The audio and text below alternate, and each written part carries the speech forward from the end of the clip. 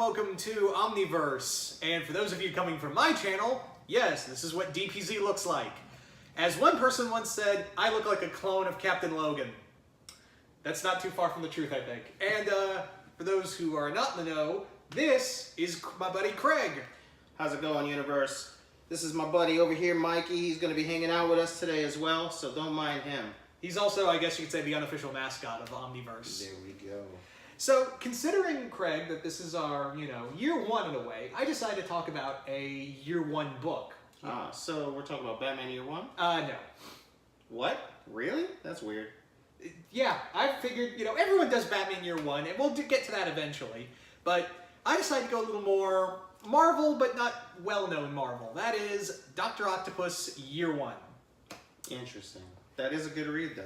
Yeah, written by Zeb Wells, who most of you guys who don't know, he's, if you want to know anything, he's done comics before, but most of you guys currently would know that he is writing and also voicing in Robot Chicken. He does a lot of voices for Robot Chicken. He also is one of the writers for Robot Chicken. So this came out in 2005, and I, for the longest time, thought it was came out in 2002 to be like promotional stuff for Spider-Man 2, but that's not the case. So I dig this comic. Dr. Octopus is my favorite Spider-Man villain. I know a lot of people say like, oh, Venom or Carnage. It's usually just Venom and Carnage, isn't it? Sure, true. But Dr. Octopus is such an interesting and complex character because in a way he's like the shadow of Peter Parker, more so than even, I'd say Norman Osborn, Well, I mean, there is Green Goblin, of course, as his arch rival, but Doc Ock is probably close second in my opinion. Yeah. So I let you read this book. What did you think? Personally, I wasn't expecting what I got. I wasn't expecting something, the tones in which were in the book is really dark. The way that he, the way he just kind of idolizes science in the book was pretty interesting as well to me. Just really dark and twisted, and it really deeps dive into his psyche, if you will. Like, I wasn't expecting, just the beginning of the book, really, especially just the funeral and everything like that. When he died, and it was just pretty. Well, pretty his father died. died. Sorry, yes, it was pretty intense. And what I like about this is that with a lot of year one, retellings of origins, the big thing is that writers like to, completely. Well, not completely most of the time, but really like to stay away from the original origin. And this is actually the first issue's not too dissimilar from his origin that was talked about in the comics before. Because if I remember in the, I think 80s or 90s, they delved into Oct's childhood and how his father abused him and didn't really think of him as a man, and is really his faith in science that was the big crutch for him for Octopus. So this, if anything, this comic really more feels like a extension of that story. Yeah, I could definitely see where you're coming from with that. It really was like I said, you guys have to read it to really understand how far it goes into his psyche with the extension of how he idolizes with science and everything like that. But it really, honestly, is one of the best reads I've had in a long time. Yeah. This is such an underrated book, too. This is why I wanted to, this was the first episode. Let's talk about something not everyone really expects, and that might be the case for a few other books. They're more they're from really good writers, but a lot of people, overlook them, which next week we'll be talking about something from Warren Ellis, and I'll get to that at the end. We'll get to that at the end of the episode. So what did you think of, because Otto in this story, it follows his childhood, yes, then, into his college years, and it really, if anything, it feels like a Steve Ditko or Stan Lee story, just a Frank Miller feel to it. Yeah, I was just going to say, you took the words right out of my mouth. I was just going to say, to me, it was more of just a Frank Miller style of storytelling. But not bad Frank Miller, not Holy Terror Frank Miller, let's be clear. Yeah. More and he doesn't repeat words oh, punk. Right. It's more like that kind of style, that kind of grittiness that Frank Miller would have, but the writing is coherent, shall we say? It's more than that, to be honest with you. Again, I can't speak highly enough of how it was just all tied together. And you talk about grittiness, the art style By in the Career book. Rangers. Yeah. Oh yeah, the art style of the book was maybe even better, to be honest with you. Usually I'm more of a story guy than the pictures, personally, but the artwork really does justice to how dark and twisted the whole relationship between him and his mother, and even though it has Spider-Man on the cover, Yeah. you know, it's not It's Oc's story. Yeah, it's not a Spider-Man story, which I found really and Spider-Man interesting does as well. show up in Right. here. And I like how the coloring in here really illustrates, because Spider-Man's always been like viewed as bright and very, you know, happy-go-lucky and all that. Like, whenever you think of Spider-Man comics, you think of bright storytelling, like what we got up here. Right. But in here, it's a little more like there's the inky kind of blackness in here. Even when Spider-Man first shows up, just like crashes through a window, he looks like just menacing. Right. But it is still like Spider-Man because he's telling jokes when he first meets Ock.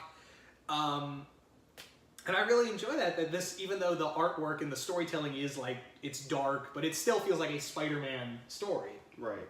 No, absolutely. It really, really does, and it's not something that's too far out of the wheelhouse, if you will, for traditional Spider-Man fans. This is definitely something that, you know, if you are more of a classic Spider-Man storytelling, you still kind of get that, okay, but you just get this little like extra toppings, some extra ingredients, if you will, that kind of just, you know, take a sharp left turn, and you're like, whoa, where am I? And it's like, okay, I'm kind of digging it, you know, maybe I want some more of this. Yeah. I think, like, there's also some really dark humor at points. Like, the first few pages of this comic has Otto as a child, and these kids are beating on him under the table, because this is, like I said, a retelling of, like, the 60s era, like, Silver Age, like, well, not Silver Age, like, original era, Right. like, Stan Lee stuff. And it's, like, everyone's talking about the possible nuclear war, and they're having, like, a duck and cover kind of thing. And Otto, who's a young genius, is like, he has this moment where he's talking to his teacher after the other kids beat the shit out of him, and he tells us, he asks like, well, wouldn't the nuclear fallout kill us? And the teacher so happily just says, oh, Otto, if we were so close to the blast, we'd be turned to pure atoms. Oh, don't worry, you worrywart. I'm like, what the and she has it with the most delightful face, like. Right. And again, that comes to the artwork, just giving it a personality, not just dark and gloomy and dreary, but like you said, her face just kind of pops, and it really puts you in a position where it's kind of weird, like you kind of don't know how to really feel. It's surreal. Yeah, exactly. You don't know whether if I was having this conversation and I'm like, oh well, I'm just going to be obliterated, you know, I'd be kind of worried, especially as a child. But here, even Ock, you know, he's just kind of casually in the conversation with it as well. He's like, oh, he's cool with everything that's going on, and it was just delightful, to be honest with you. Funny you said that. Darkly delightful. Yes. That's a perfect analogy for this book. It is darkly delightful. It's all, what I also like about here is how much the arms play. Like, they feel like I've never seen Ock's arms this long before, and they feel, even more so than most Spider-Man stories, like they feel like a character of their own. Yeah, I would definitely agree with that too. I think probably the only incarnation where they may feel more lifelike is probably the movie. Yeah. Yeah, the movie, they really played on that like a B character, or like a B movie style villain, if you will. Yeah. But this would probably be second only to that. Yeah, this would be something where you would just see all these arms, and even Ock's like, he is so joyful because he's like, I'm now a child of the Atom, and I'm like, the X-Men would have a problem with that. Right. It's funny too, that I thought that same thing, even going back to the video game Children of the Atom, it made me think of that as well, and I was just like you said, the artwork with the arms and everything and how long they were, it was really, really unique take on the character. And the glasses, man, even as a kid, man, it was probably my favorite thing about the book, to be honest with you too, that they kept it so traditional and didn't go, because usually when you're going to do a retelling and someone's going to put their own spin on something, you kind of get this really weird, don't mind Mikey, he's just drinking. Yeah. This really weird take on the character, and they kind of go, again, even though the story goes left field, the characters still feel like and look like themselves too. Yeah. The other thing about this is that this really also delves with Otto and his mother and his father. And we don't get a lot of his father in here, but what we do get in here is that he's your basic, like, I don't like just gutter trash redneck father, and who wanted a son who wanted to be more athletic. And whenever Otto comes home with his glasses broken, the glasses, it's funny that you mentioned them, the glasses in here play a big role because they're so symbolic to Otto, and it really plays into his whole, it almost feels like the glasses are a character in of themselves, you know?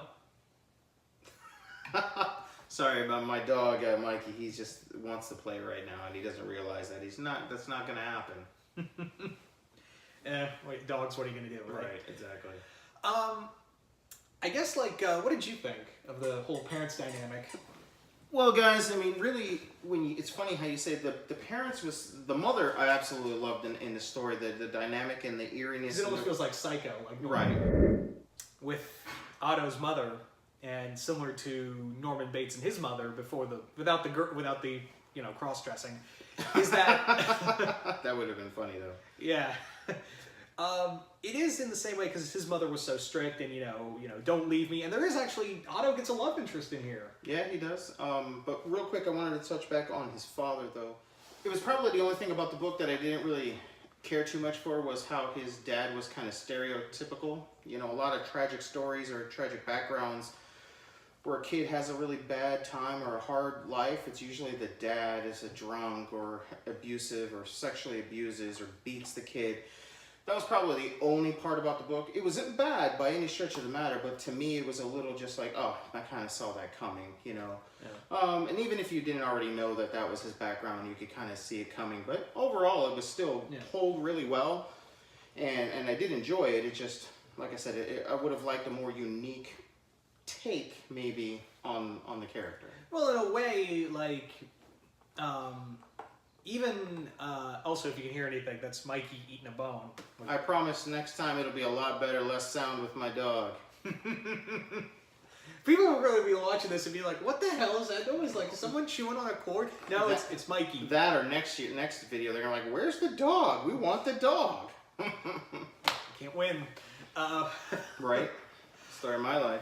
So, that's the thing, like, his mom also plays in, like, don't ever leave me, because he's attracted to this woman, and the whole thing with his mom and him, it's also in a different level of abuse, because it's mental abuse for her. Right. But when the second Otto finds out that his mom is kind of seeing someone else, he loses it. Yeah, that was pretty interesting, too. Like, that I didn't see coming. That actually was a part of the book that I really did enjoy, that aspect of it all. And again, with, like you said, the love interest, that was another thing. I didn't see the book going in that direction either. I thought it was just really going to focus a lot on him as a kid and then just the dynamics between his parents. But it really did kind of throw me for a loop with those two, she was seeing someone else and then the love interest on his end. Yeah, there's also some great imagery in here, like when Otto and, I'm forgetting her name, Allison, I think? Yes.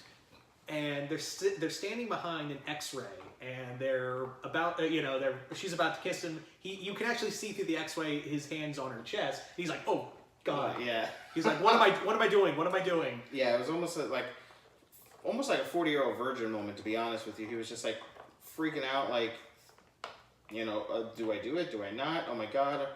You have to see the panel, to be honest with you, but it was fantastic. Yeah. And again, the artwork, to me, it just keeps going back to that, but man, it was fantastic. There's also like another great moment when Otto gets his arms and Allison's talking to him through a glass, and she's like, Otto, I really care about you. And Otto has this moment of, if you are attracted to Otto Octavius, what kind of childhood did you have? I didn't see that coming either. That was pretty funny. Like I said, there's such great dark humor moments in here. And also I love this, like how Otto manages to, when he first meets Spider-Man and takes him on in like a even ground, and how he uses his spider sense against him with the even with the spider tracer.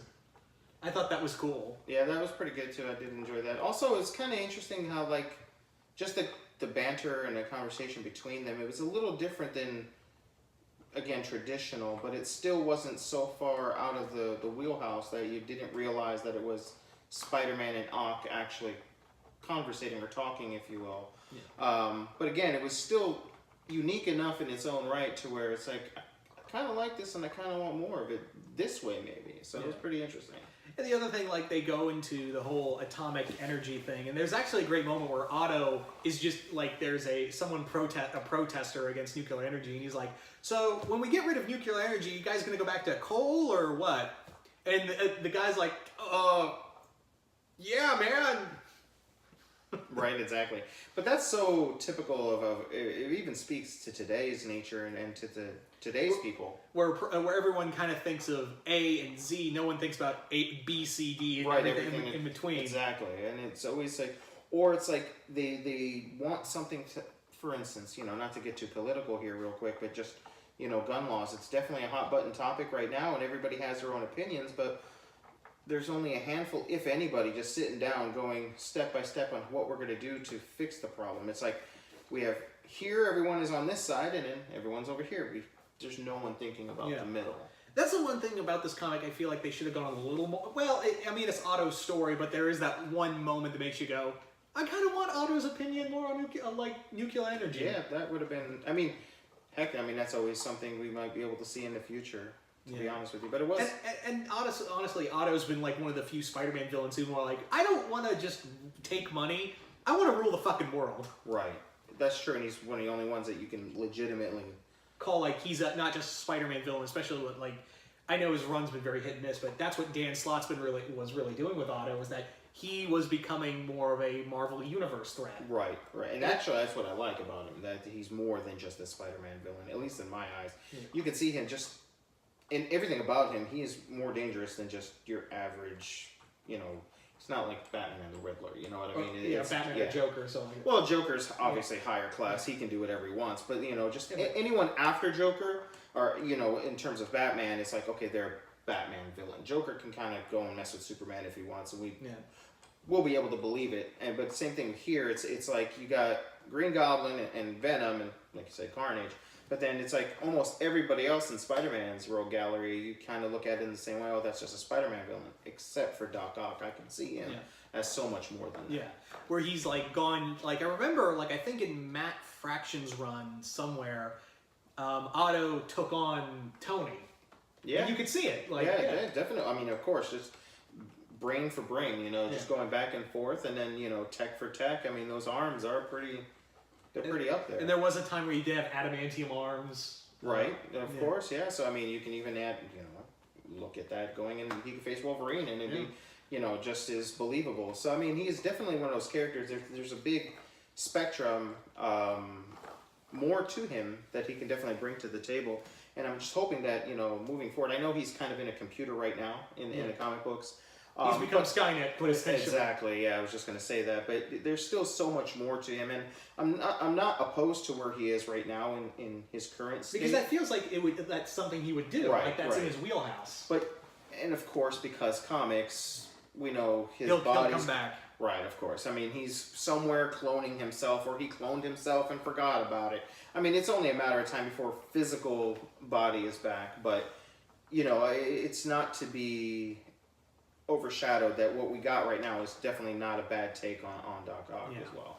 So if you are missing like Dr. Octopus, just flesh and blood, I'd say give this a look. Right, yeah. This came out in 2005. I think I got this at a Books A Million for like $5 at a bargain price. And I got it by borrowing it from this guy.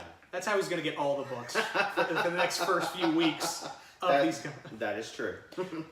So you got any last thoughts about Dr. Octopus Year One? Year One, well, like you said, if you're looking for something, an alternative to what we got right now, and especially with the mess that we have going on in Marvel Comics right now, which we'll be talking about. Right, for sure. It just maybe going back into the past and digging up some classics that you may have overlooked, and this is definitely one to kind of go out there and get, and for the price. And I'm sure you could probably find it, online as well. And even like, if you find it, it's like $14.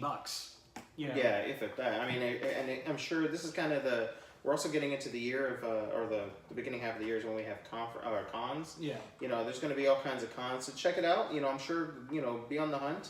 It's always good too to kind of have you know, a scavenger hunt for a particular book or whatnot. So, Yeah. guys, definitely get that going, and definitely want to get that. Yeah. So, you want to hand me the book and show what everyone we're going to talk about next week? Next week, my favorite. That's right. We are talking about Wolverine, Not Dead Yet by Warren Ellis and artwork by Lionel Yu. And real quick, if you ever get to check this book out, the back, one of my favorite pictures of him ever. We're just getting shot up. Yeah. Well, guys, till next time.